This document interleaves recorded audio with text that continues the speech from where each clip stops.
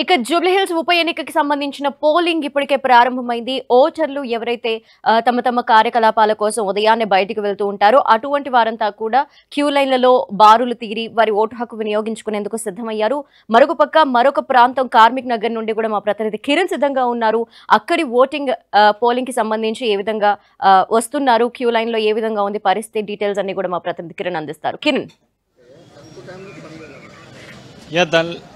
ధనలక్ష్మి రహమత్ నగర్ డివిజన్లోని కార్మిక Nagar polling booth వద్ద చూసుకోవచ్చు. కొద్దిసేపటి క్రితమే పోలింగ్ ప్రక్రియ ప్రారంభమైంది. ఇక అనూహ్యంగా చుట్టుపక్కల సంబంధించిన ప్రజలంతా కూడా ఓటు హక్కు వినియోగించేందుకు బాలుదేరిన పరిస్థితి కనిపిస్తుంది. ఇక ఈ కార్మిక నగర్ కమ్యూనిటీ హాల్ సంబంధించి కూడా 3 పోలింగ్ బూతులు ఉన్నాయి. 186, 187, 174 సంబంధించిన 3 పోలింగ్ బూతులు. సుమారుగా ఒక్కొక్క పోలింగ్ బూత్ కు సంబంధించి కూడా 1000కి పైగా ఓట్లున్నట్టుగా మనం చెప్పుకోవాల్సి ఉంటుంది. ఇప్పటికే కొద్దిసేపటి క్రితమే మాక్ పోలింగ్ ప్రక్రియ పూర్తి చేసిన నేపథ్యంలో 7 గంటల సంబంధించి కూడా ఒక్కొక్కరుగా ఓటుకు వినియోగించేందుకు వస్తున్న నేపథ్యంలో కూడా వారంతా క్యూ లైన్ లో వేచి చూస్తున్న పరిస్థితి కనిపిస్తుంది. పూర్తి స్థాయిలో స్లిప్పులు ఉన్న వారికి లోపలికి అనుమతిస్తున్నారు.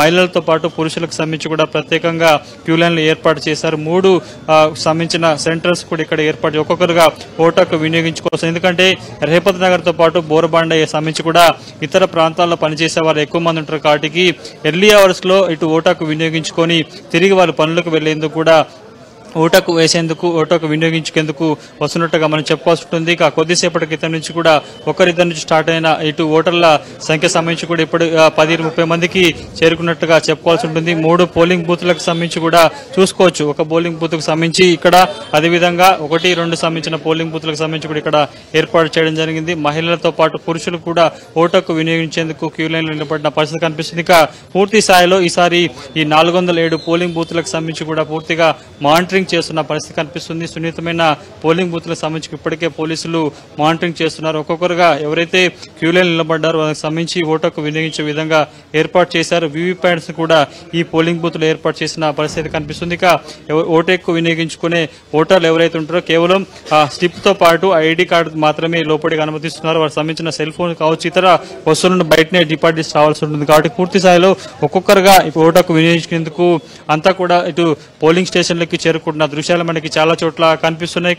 ఈ ప్రాంతానికి సంబంధించి కూడా దగ్గర సుమారుగా 5-6 పోలింగ్ బూత్లు ఉన్నాయి. కాబట్టి ఒక్కొక్క పోలింగ్ బూత్ లో సుమారుగా 10-15-20 మంది పైగా ఓటర్లు ఓటుకు వినియోగించేందుకు పెద్ద సంఖ్యలో వస్తున్న దృశ్యాలు మనకైతే చాలా చోట్ల కనిపిస్తున్నాయి. రేపత్ నగర్ డివిజన్ కి సంబంధించి కూడా కొంత సెన్సిటివ్ ఏరియా కావడంతో కేంద్ర బలగాల సహాయంతో కూడా గస్తీగాస్తున్న పరిస్థితి కనిపిస్తుంది. ఇక చూసుకోవచ్చు, క్యూ లైన్ లో మహిళలు పురుషులకు సంబంధించి కూడా ప్రత్యేకంగా క్యూ లైన్లు ఏర్పాటు చేశారు. వారికి సంబంధించి ఒక్కొక్కరిని ఓటుకు వినియోగించుకుని బయటకు వచ్చిన తర్వాత మరొకరిని లోపలికి అనుమతిస్తున్నారు. కొంత ఎక్కడ లేని విధంగా కొంత ఈ డివిజన్ కి సంబంధించి కూడా ఎప్పుడైతే పోలింగ్ ప్రక్రియ 7 గంటలకు ప్రారంభమైందో అప్పటి నుంచి అంతకు ముందు 10 నిమిషాల ముందు నుంచి కూడా పెద్ద సంఖ్యలో ఇటు మహిళలతో పాటు పురుషులు కూడా ఓటుకు వినియోగించేందుకు క్యూ లైన్ లో వేచి ఉన్న దృశ్యాలు మనకి చాలా చోట్ల కనిపిస్తున్నాయి. గత ఎన్నికల్లో చూసుకుంటే ఈసారి కొంత పోలింగ్ ప్రక్రియ కొంత పర్సంటేజ్ పెంచేందుకు కొంత చర్యలు తీసుకున్నట్టుగా చెప్పుకోవాల్సి ఉంటుంది. గత ఎన్నికల్లో 48.87% సంబంధించి కూడా పోలింగ్ శాతం నమోదైన నేపథ్యంలో ఈసారి అంతకంటే ఎక్కువగా పోలింగ్ శాతం నమోదయ్యే అవకాశం అయితే కనిపిస్తుంది.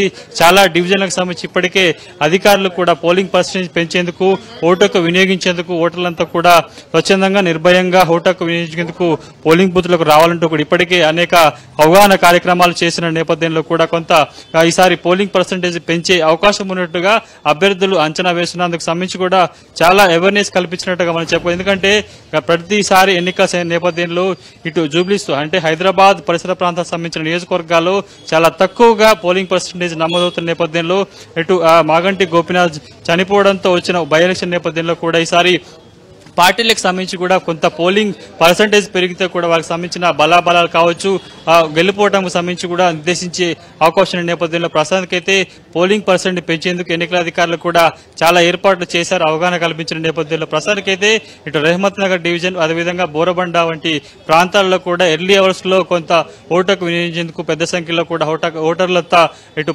పోలింగ్ బూత్ కి చేరుకున్నట్టుగా మనమైతే చెప్పుకోవాల్సి ఉంటుంది. ధనలక్ష్మి.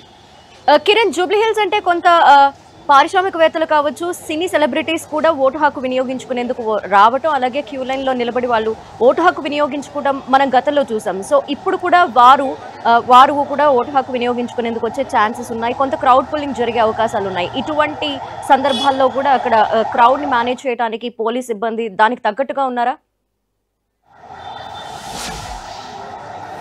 ప్రస్తుతానికైతే 7 డివిజన్లకు సంబంధించి కూడా ఎక్కువగా మాస్ ఓటింగ్ ఎక్కువగా ఉండే అవకాశం కనిపిస్తుంది. మీరు చెప్తున్నట్టు సినిమాతో పాటు వివిధ వర్గాలకు సంబంధించిన ప్రజలు చాలా ఎక్కువ మంది ఉంటారు. షేక్పేటతో పాటు ఫిలిం నగర్ వంటి ఏరియాలో చాలా ఎక్కువ మంది ఉంటారు. కాబట్టి షేక్పేట డివిజన్తో పాటు కొన్ని ఏరియాల్లో ఇటు ముఖ్యంగా వీఐపీలతో పాటు పారిశ్రామికవేత్తలు, సినిమా రంగానికి సంబంధించిన వారు వచ్చే అవకాశం కనిపిస్తుంది. ఇక మిగతా అన్ని డివిజన్లకు సంబంధించి కూడా సాధారణ ప్రజలు ఎక్కువ మంది ఉంటారు కాబట్టి వారు ఈసారి ఎక్కువ మంది వచ్చే అవకాశం మీద కనిపిస్తుంది. ఇక సినిమా సెలబ్రిటీస్లు కూడా చాలా చోట్ల ఓటుకు వినియోగించుకోబోతున్నారు. ఇక అభ్యర్థులు ఎవరైతున్నారో వారు కూడా కొద్దిసేపటి క్రితమే కొన్ని చోట్ల ఓటుకు వినియోగించుకున్న పరిస్థితి కనిపిస్తుంది. ముఖ్యంగా 7 డివిజన్లకు సంబంధించి కూడా చాలా డివిజన్లు 4-5 డివిజన్లకు సంబంధించి మాస్ ఓటింగ్ ఎక్కువగా ఉంటుంది. ఉదయం వేళల్లో ఎక్కువ పర్సంటేజ్ నమోదయ్యే అవకాశం కనిపిస్తుంది.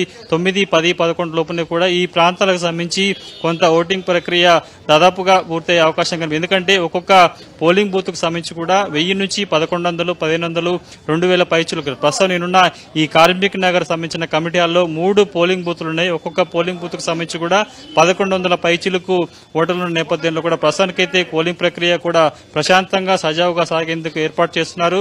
పోలింగ్ కేంద్రాల వద్ద 144 సెక్షన్ కొనసాగుతుంది.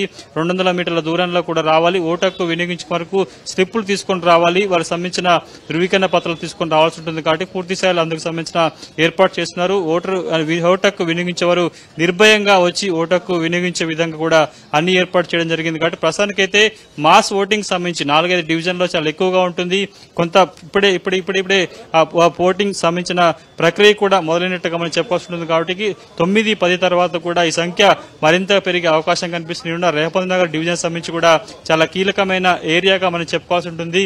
మాస్ ఓటింగ్ ఉంటుంది, సెన్సిటివ్ ఏరియా కాబట్టి చాలా మంది ఓటర్లు ఓటుకు వినియోగించుకొని వారి పనులు చేసుకునేందుకు వెళ్తున్నట్టుగా మనం చెప్పాల్సి ఉంటుంది. కాబట్టి చాలా చోట్ల 1, 2, 3 పోలింగ్ బూత్లకు సంబంధించి కూడా ఓటుకు వినియోగించేందుకు ఓటర్లంతా క్యూ లైన్ నిలబడిన దృశ్యాలు మనకి చాలా చోట్ల కనిపిస్తున్నాయి. కాబట్టి ఈసారి పర్సంటేజ్ మీద చాలా ఫోకస్ పెట్టినట్టుగా మనం చెప్పుకోవాల్సి ఉంటుంది.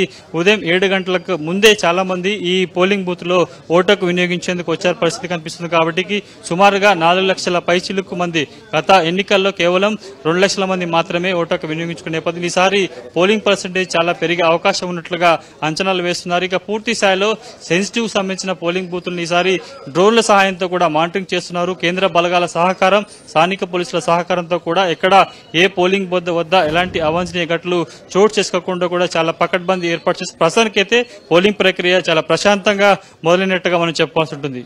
Okay, thank you Kiran.